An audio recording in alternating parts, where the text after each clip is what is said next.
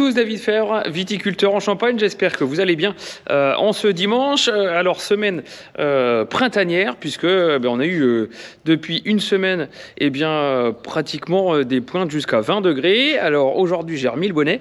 Mais justement, on a eu quelques petites gelées ce matin. Donc, ça fait du bien justement d'avoir quelques petites gelées pour freiner un petit peu la nature. Donc, grosse semaine cette semaine. On a fait pas mal de choses, que ce soit à la cave, dans les vignes, sur le tracteur. On a fait pas mal de choses. On a commencé déjà lundi avec un dégorgement. On avait à peu près 4000 bouteilles à dégorger. On était chez mon ami Teddy Laurin, dont c'est son métier. Il est prestataire en dégorgement et mise en bouteille. Donc on a emmené les bouteilles chez lui. Il a fait le dégorgement. Et dans les semaines qui viennent, je vais vous montrer un grand format de cette étape du dégorgement. On a filmé tout le process, toute cette partie de process avec dans le détail sur chaque machine. Et puis Teddy nous expliquera un petit peu certaines particularités de son chantier de dégorgement. On a ensuite taillé une bonne partie de la semaine, taillé en t-shirt, une fois n'est pas coutume, en cette fin février. C'est ça qui a été assez exceptionnel cette semaine. Donc on s'active un peu puisque forcément la nature a avancé un petit peu. On note sur les arbres quelques petites évolutions de bourgeons. Donc les vignes vont suivre dans quelques semaines. Alors du coup d'habitude on a terminé de tailler le 15, entre le 15 et je dirais fin mars. Là il va falloir qu'on s'active un peu plus parce qu'on sent que la nature elle avance assez vite. Donc grosse semaine de taille. Et puis dans le même temps, comme ça a bien resséché, on a avancé également sur les travaux de broyage. Vous verrez un format un petit peu plus long bientôt en vidéo également. Donc les conditions pour broyer étaient excellentes.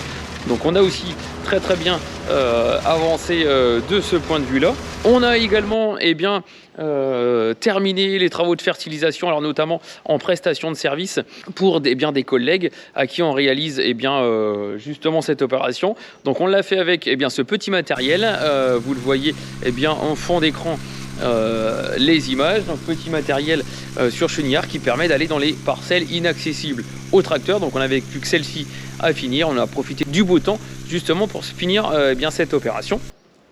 Et puis côté vin, on a également terminé une grande étape, celui des assemblages version éprouvette, c'est-à-dire qu'avec mon ami Richard Dailly, on a sélectionné certaines cuves entre elles, on a marié certaines cuves entre elles justement pour réaliser grandeur nature dans 2 semaines nos assemblages en cuverie. Donc ça vous le verrez, je vous l'expliquerai un peu plus précisément encore dans le courant du mois de mars. Et puis là, vu que le printemps arrive un petit peu, l'herbe également est en train de pousser. Donc je suis en train de préparer le tracteur que vous apercevez régulièrement pour le travail du sol. Donc je suis en train de le préparer. Et puis je suis en train surtout d'essayer de monter du matériel d'une façon un petit peu différente pour le premier passage de charrue justement. Et je vais monter pas mal d'outils dessus.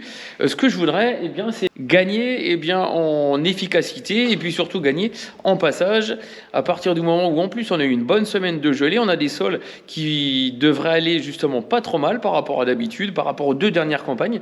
Et je vais vous expliquer un petit peu ce que je souhaite monter.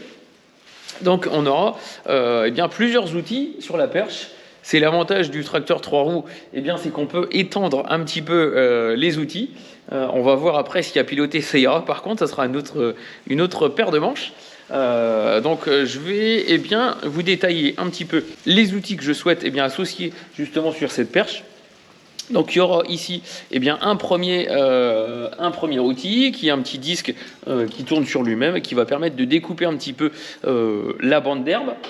Et puis qui sera placé juste devant, comme ça, juste devant la lame qui va ici avoir un petit pivotement. Ici, classique, on a la lame intercept, donc qui se replie avec le palpeur, voilà, comme ça derrière. Hop. Derrière, petite nouveauté dont j'avais fait l'acquisition en fin d'année dernière. Je ne l'ai pas trop utilisé puisque les sols ne le permettaient pas forcément. On avait fait quelques essais sur des parcelles qui étaient bien ressuyées, des parcelles à plat. Mais je ne l'ai pas généralisé sur l'exploitation.